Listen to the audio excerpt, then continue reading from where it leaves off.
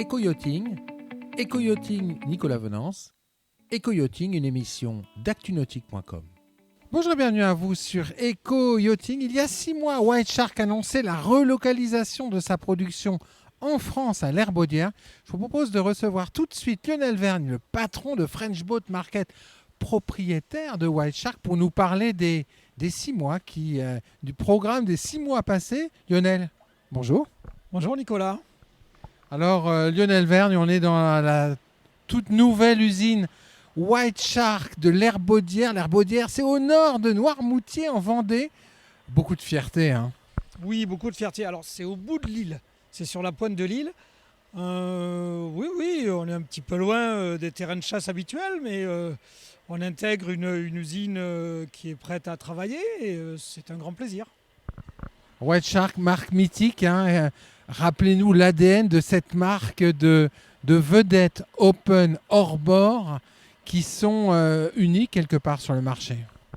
Ben oui Nicolas, à juste titre, hein, on s'en lasse pas, c'est le haut de gamme français, c'est du bateau rapide, c'est du bateau de famille, du bateau bien fabriqué, solide, qui vit bien dans le temps, qui a une très très belle notoriété. Avec cette étrave tulipée que l'on admire derrière vous qui est incroyable, que l'on reconnaît entre mille, et puis cette capacité à fendre les vagues qui est la signature de la marque en navigation.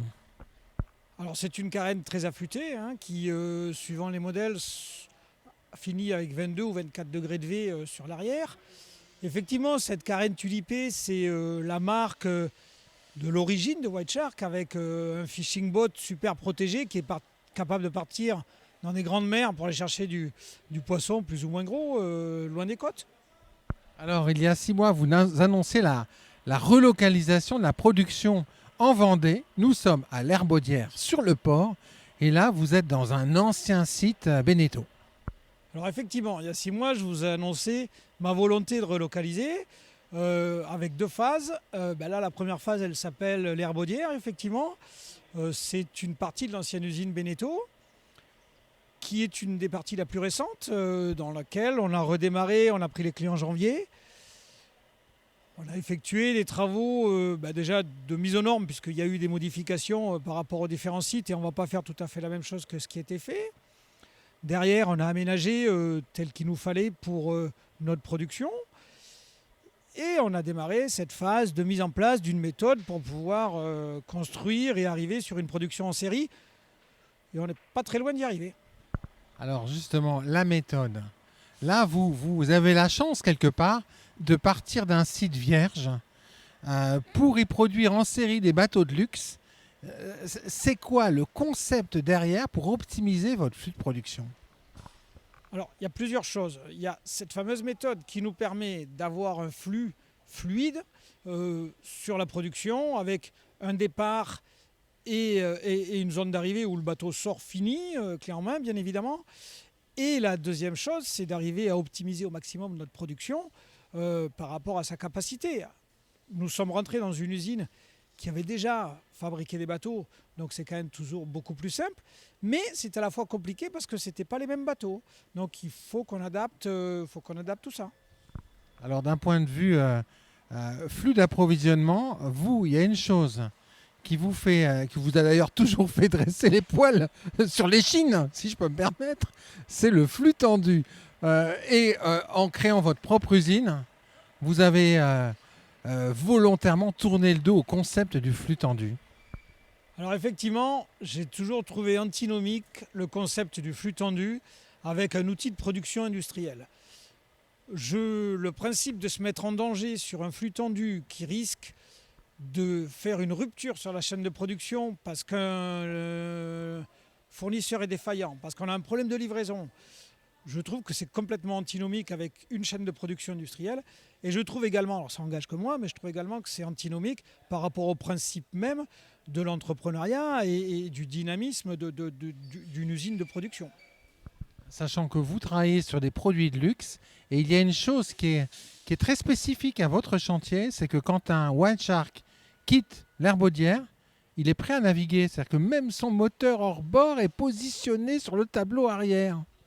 Alors effectivement, l'objectif, c'est de livrer un produit complètement fini, en très bon état de marche, avec le maximum de vérification de fait. C'est ce qu'on appelle le contrôle qualité. Idéalement, on ne peut pas se le permettre, mais idéalement, il faudrait essayer tous les bateaux 1 heure ou un peu plus d'1 heure pour être sûr que tout fonctionne. Donc on fait le maximum de contrôle qualité dans l'usine. L'objectif étant d'avoir une conformité entre tous les produits et d'être sûr qu'on livre un produit qui correspond aux attentes de nos clients et qui n'aura pas de soucis au démarrage. Avec un partenariat très fort avec votre motoriste, c'est Yamaha. Oui, absolument. On a un partenariat sur tout le marché européen qu'on pourra développer sur le marché mondial si nécessaire. Et là, on travaille la même image et on travaille le même souci de livrer un produit parfait pour le client. Alors en 6 mois, l'usine a démarré. On voit derrière nous les 3 premières lignes de production avec les différentes gammes de bateaux. Combien d'emplois avez-vous créé à l'Herbaudière ? Alors effectivement, je reviens un tout petit peu sur la méthode. On est sur la fin de la mise en place de la méthode. Donc ce n'est pas encore aussi bien organisé que ce que ça le sera dans 1 mois ou 2 mois, quand là la méthode sera en place et on travaillera sur de la série. Pour l'instant, on a 30 personnes qui travaillent dans l'usine, répartis sur la stratification, le composite et l'assemblage qu'on voit ici. Et on va certainement monter en puissance avec des phases de recrutement de 10 en 10 personnes sur un petit moyen terme ou un grand court terme. Avec une évolution par rapport à votre programme initial d'investissement, c'est que vous avez décidé de relocaliser plus de produits qu'initialement imaginés.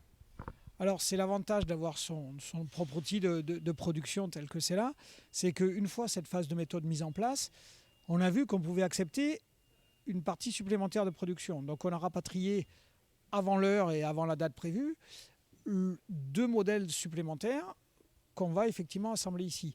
L'objectif étant d'augmenter la capacité de production du site et du coup de rationaliser la production. Alors, j'imagine que qui dit augmenter la production du site, finaliser la mise en place du processus, ça veut dire également anticiper des embauches. Qu'est-ce que vous recrutez aujourd'hui ? Qu'est-ce que vous recherchez comme compétences aujourd'hui sur l'Herbaudière ? Alors dans la première tranche de 10 dont je parlais tout à l'heure, il y a principalement des accastilleurs, mais on a également besoin d'une personne en logistique et on a également besoin de personnes en finition, stratification, gel-coat. Voilà, donc, et puis ce sont des emplois qui sont relocalisés en France sur un territoire nautique quelque part. Absolument. C'est des emplois qui reviennent sur le territoire français, au bord de l'eau et dans une région où la culture nautique est très très forte. Alors, comment pourriez-vous séduire des gens qui ne vous connaissent pas encore et qui se posent la question, pourquoi pas aller bosser chez White Shark ? Alors, le but, c'est pas tant de les séduire, mais il y a quand même une très très belle histoire à écrire, qu'on a commencé à écrire. Il y a une belle marque française à remonter sur un gros niveau. Et c'est un produit assez spécifique sur lequel c'est intéressant de travailler. On a quand même, sur le plus petit de nos bateaux, 300 accessoires à assembler. C'est pas petit. Et puis ça rentre sur une dimension de 7 mètres. Donc bon, le challenge est beau. Le challenge est beau et puis c'est une marque de luxe. Et finalement, il n'y a pas tant de marques de luxe que ça dans le nautisme ? Malheureusement non. Et puis pas trop en France non plus. Donc c'est vrai que ça manque un peu. Il y a besoin de les soutenir et de vivre cette aventure sur une belle marque. Et avec en parallèle un plan de nouveauté assez soutenu, je crois. Et oui, ça c'est à cause de moi. J'ai peur de m'ennuyer, de me reposer. Donc on soutient un plan de nouveauté qui est... Oui, le programme est beau. Le programme est beau, l'usine monte en charge. Comment vous la voyez cette usine en fin d'année 2022 ? En termes de personnel, je pense qu'on aura une bonne 40aine de personnes. Et je pense qu'on sera sur un rythme de croisière déjà soutenu, où j'espère sortir, qui sera basé sur un volume annuel de 120 à 140 bateaux. Alors c'est une belle chose quand même, relocaliser la production en France de 120-140 bateaux de luxe. Oui, c'était l'objectif.